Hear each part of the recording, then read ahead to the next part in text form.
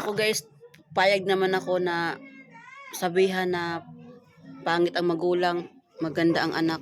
Okay lang sa akin 'yun. Proud nga tayo dun na sasabihin ng mga tao, dugyot ang magulang pero yung mga anak napakalinis. Kahit hindi mamahalin yung damit, basta malinis tingnan. Ang pangit kasi nung yung ikaw magulang nag-aayos ka nakakulriti ka pa sa mukha mo.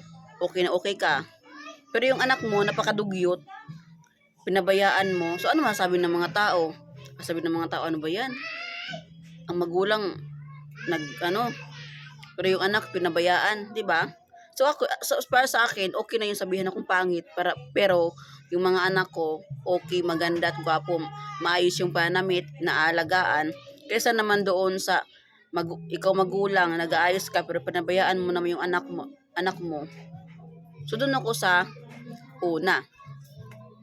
Ang pangit kasi pakinggan guys is sabihin ng mga tao, nagpabaya ka, ikaw magulang pabaya ka sa anak mo.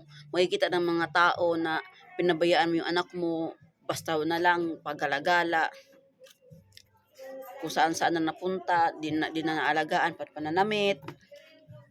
Di ba?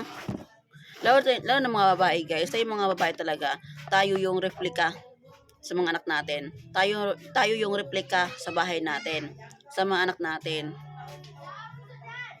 So kung nag-aayos ka, ikaw babae, ikaw mama, huwag mo iyan sa lalaki kasi tayo talagang babae maglilinis ng magulang mga anak natin. So kung mo iasa guys sa asawa yung lalaki kasi ang mga lalaki talaga, trabaho talaga na hanap buhay. Okay? So tayo mga babae, since normal lang sa mga kabaihan guys na nasa bahay lang talaga, mag-aalaga ng anak natin.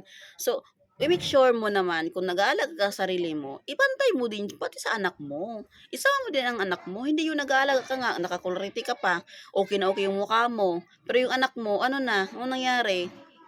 Binabayaan mo, ha? Wag ganon. Ipantay mo yung pag-aalaga mo sa sarili mo doon sa anak mo. Diba? Gawin lang kasimple yun. Kung ayaw mo makarinig ng sabi-sabi sa ibang mga tao, alagaan mo yung anak mo. Huwag mong pabayaan. Kung mag-alaga ka sa sarili mo, alagaan mo din yung anak mo.